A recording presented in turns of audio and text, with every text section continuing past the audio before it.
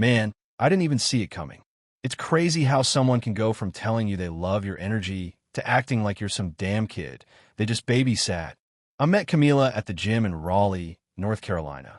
I was 24, working as an HVAC apprentice, grinding 6 days a week with the goal of opening my own small business someday. I wasn't flashy, but I was strong, grounded, and I worked with my hands. I had purpose. Camila was different from anyone I'd ever dated.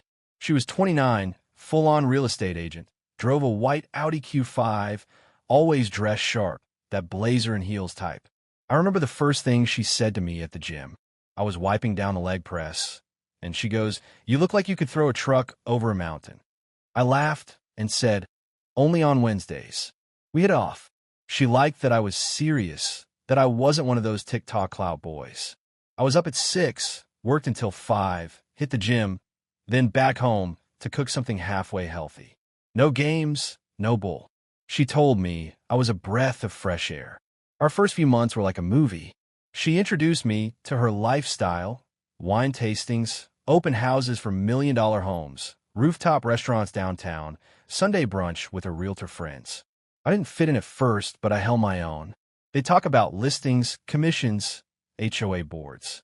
I listened, asked smart questions, kept my dignity. Some of them called me the quiet one. Camila would just smile and rub my back like I was her golden retriever. I moved into her condo about 4 months in. She offered, said it'd help me save while I was trying to buy my first truck and get licensed to run solo HVAC work. I paid some rent, cooked most nights, cleaned up, handled all the repairs. I was raised right. My mom taught me how to take care of stuff. But around month 7, something shifted. It was small at first. She started saying things like, "I wish you'd dress more like a man your age should." Or, "Maybe try reading the Wall Street Journal instead of Reddit." I'd laugh it off. I thought she was just teasing, pushing me to level up. But it got sharper. We'd be out with her friends, and she'd introduce me like this. "This is Ethan. He's my HVAC guy." Always with a little smirk. Always the ellipsis. I felt like a plus one, not a boyfriend. Then came the sex excuses. "I'm just so tired from showing houses. I'm bloated from wine night. I'm not in the mood. You're so full of energy, it's exhausting." I tried to talk about it. I said, "Hey, are we good?" She'd say, "We're fine. You're just too young to understand what I'm going through." What did that even mean? I started noticing she'd stay out longer. Brunches turned into whole days. I'd call her, and she'd text back hours later, "Sorry, had too many mimosas, LOL." Then, the night that really wrecked me, she invited me to dinner with her mom, Diane. We went to this overpriced Mediterranean spot in Cary, the kind where water refills come with attitude. Camila looked amazing, no doubt. Hair curled, heels tall, dressed tight but elegant. Her mom was there too. Woman didn't look a day over 40. Blonde, tanned, Botox done right. She worked at some med spa and had that whole I age backwards vibe. Dinner was awkward from the jump. Diane was way too flirty. She touched my arm when she laughed. Said stuff like, "Ethan, you've got the energy of a lion. My daughter needs that." And Camila? She rolled her eyes, sipping her wine like it was in 4 drip. Then just like that, in the middle of dessert, she dropped the bomb. No warning, no emotion. She looked at me and said, "Ethan, I think I need someone older. Someone who gets my pace, my goals. I've outgrown this." I swear, the whole table went silent. I didn't even finish my tiramisu. I just sat there, trying not to look like I got punched in the throat. Her mom's face was unreadable. Half sympathy, half amused. Camila didn't cry. She didn't seem sad.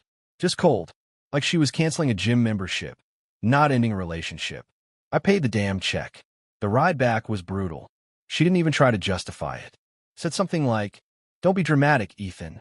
You knew we weren't forever." No, I didn't know that. I was making plans. Real ones. I moved out 2 days later. Grabbed my toolbox, my gym bag, my books. Left the cast iron pans I bought. Even left the cologne she loved. Didn't want her to think I was begging. Stayed with my cousin Tyler for a bit in Garner. Took a few weeks off the gym. Just worked and slept. Told myself to let it go. That some people don't value steady. They chase shiny. But inside, I was humiliated. I didn't lose her to someone richer. I lost her to her own ego. And you know what stung the most? Her mom, Diane. The way she looked at me that night. Not like her daughter's boyfriend. Not like a kid, but like a challenge. A door cracked open. And part of me, the wounded part, the prideful part, wanted to walk right through it. About a week after I moved out, I was scrolling through Instagram late one night, just killing time like I usually do before bed. That's when I saw a DM pop up from none other than Diane Moore, Camila's mom. At first, I thought maybe she was reaching out to apologize on her daughter's behalf, or just checking in to say something polite. I mean, we'd spent a lot of Sundays at her place eating grilled chicken, drinking wine, and watching reality shows. She always liked to talk about how young people today don't know how to hold a conversation, but she said I was refreshing. Honestly, I thought she was just being nice. Anyway, her first message said, "Hey, I know that dinner didn't go how it should have. You didn't deserve that." I stared at it for a minute. I didn't answer right away. I left her on read for almost an hour because, honestly, I didn't know how to take it. But curiosity got the better of me, and I eventually replied, "Yeah, that was rough. Appreciate the message." She responded almost instantly. "You handled it with so much grace. Most guys your age would have flipped the table." That felt odd. Not wrong, just oddly complimentary. Like she was trying to stroke my ego. And let me tell you, that ego was very bruised. We went back and forth a bit that night. She asked how I was doing. I told her I was staying at my cousin's place, working a lot, trying to keep my mind busy. She said if I ever needed a decent meal or some wine that doesn't come in a box, I could stop by. At first, I figured she was just being kind. Maybe lonely. Divorced for a few years. No boyfriend that I knew of. Camila had mentioned once that Diane scared men off because she was too much. She never explained what that meant. A few nights later, I was dead tired after finishing a call-out job for a busted AC unit in a college dorm. Middle of the night, sweating like a dog, and I had missed dinner again. I was running on gas station snacks. So, I remember Diane's offer. I texted her, "Still offering that meal?" She replied right away, "Always. Come hungry." I made balsamic chicken and garlic mashed. I pulled up to her house around 8:30. It was weird being back there without Camila, like I was crossing a line I wasn't even sure existed. The porch lights were on. The grass was cut perfectly, like always. She answered the door in this silky navy robe that looked like it belonged in a magazine. Her hair was pulled back loosely, and her nails were perfectly done. She looked sharp. "Wow, someone cleaned up?" I joked. She gave me a smile that lingered a little too long and said, "I always clean up for company." Dinner was good, like really good. I hadn't eaten that well in weeks. We talked about everything. Work, how her business was going, random stuff.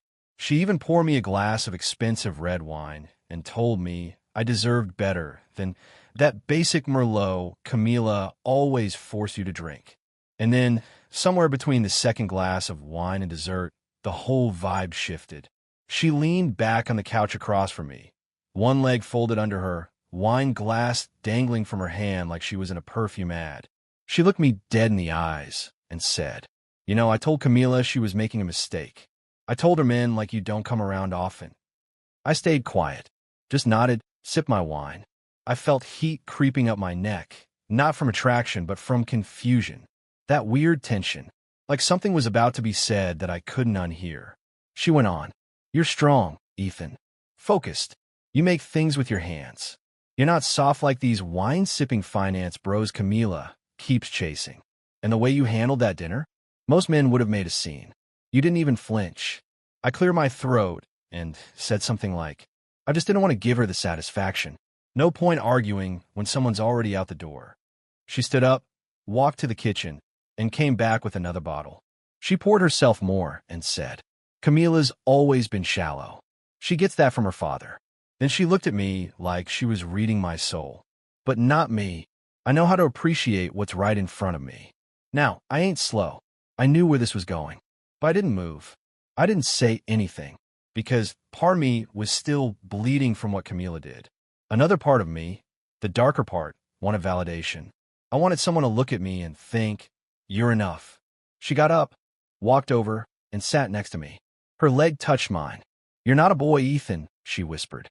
"Don't let anyone call you that again." I should have left. Honestly, I should have stood up and walked out. But I didn't. Not that night. It wasn't love. It wasn't even lust.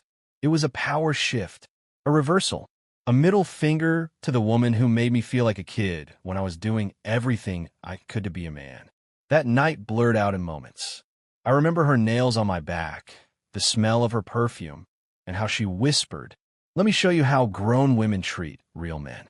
The next morning, she made eggs and black coffee like it was just another Tuesday. No awkwardness, no guilt. She kissed me on the cheek like she was my girlfriend. "Come back anytime," she said. "I like having someone around who actually knows how to fix things." I didn't know how to process it. I went back to work that day in a fog. Tyler asked why I looked like I hadn't slept. I just told him. Long night. Weird one. For a while, I didn't tell anyone. But it didn't stop there. Diane kept messaging me, inviting me over, sometimes late at night, sometimes for dinner. She'd ask about my day, compliment my arms, say things like, "Camila didn't know what she had. But I do." It messed with my head. I wasn't proud, but I wasn't exactly ashamed either. It wasn't revenge sex. Not really. It was like reclaiming my dignity in the most twisted way possible. But deep down, I knew something was going to give. You can't play with fire and not get burnt. And that fire was about to explode at the worst possible moment because Diane, she had plans, big ones, and I was about to be at the center of it all. It was bound to explode. You can't sleep with your ex's mom and expect things to stay quiet forever. I kept telling myself I had it under control, but deep down, I knew I was playing with a ticking bomb. And Diane? She was the one lighting the fuse with a damn smile on her face. So, it all came to a head about a month later. Diane invited me to her 4th of July barbecue. Said it would be low-key, just family and close friends, nothing dramatic. I should have known better. Every time Diane said something was chill, it turned into a scene from a reality show.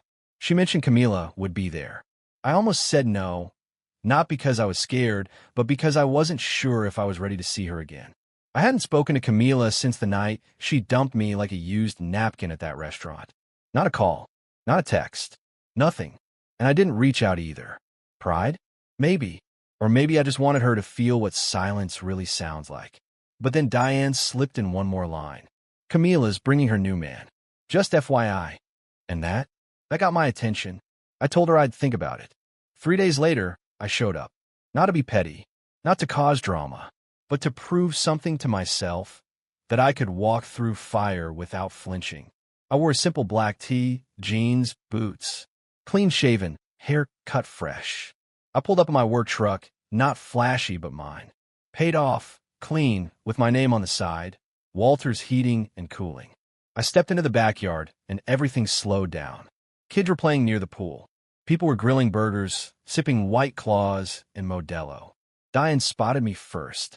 She lit up like a firework and walked straight toward me. She hugged me like I was her man. Not like a family friend. Not like her daughter's ex.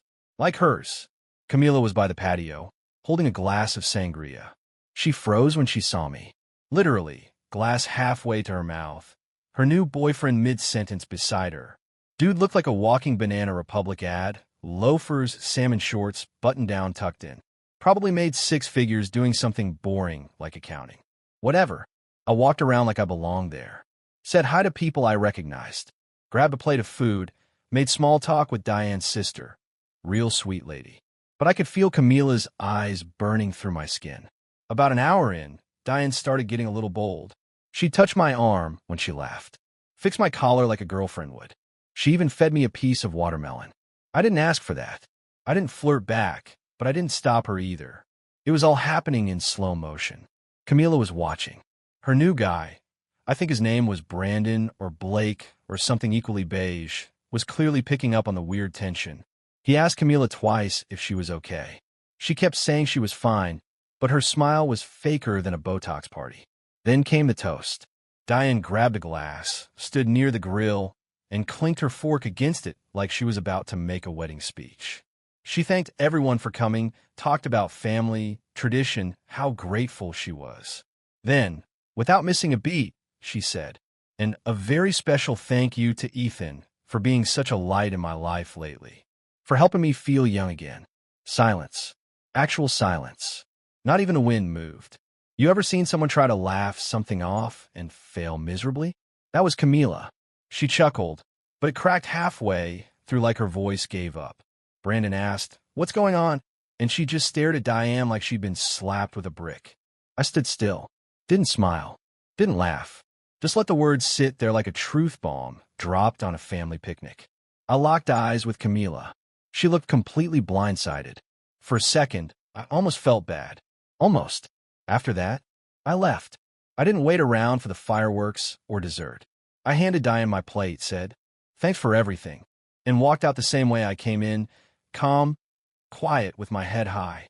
That was the last time I ever stepped foot in that backyard. 2 weeks went by. Then the text started. From Camila. First one was short. "Can we talk?" I didn't answer. 2 days later. "I miss you." I didn't realize what I had until it was gone. Then came the guilt trip. "I don't know what's going on between you and my mom, but that wasn't fair." Oh, now she wanted to talk about fairness? The same woman who looked me in the eye and said I was too young? The same woman who made me feel like I was some temporary fling she was outgrowing? I didn't reply. Then came the calls, one after another. Blocked the number. Then came the burner Instagram account. "Please, I'm sorry. Can we at least meet for coffee?" "Nah, you don't get to pick when I'm worthy. You don't get to throw me away, replace me with some basic finance bro, and then come crawling back when things blow up in your face. You made your choice. You gambled, and you lost." As for Diane, I never spoke to her again either. Not because I couldn't, but because the revenge was never about keeping either of them around. It was about balance, about reclaiming the power I gave away. That summer changed me. I stopped being the guy who said yes to everything just to be accepted.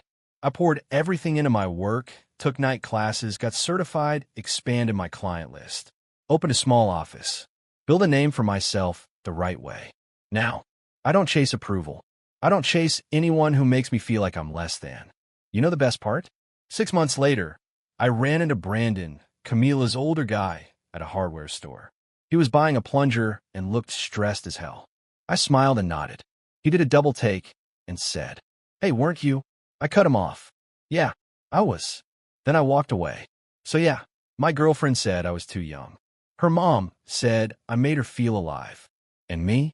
I just kept moving forward, one lesson, one betrayal, and one unforgettable barbecue at a time.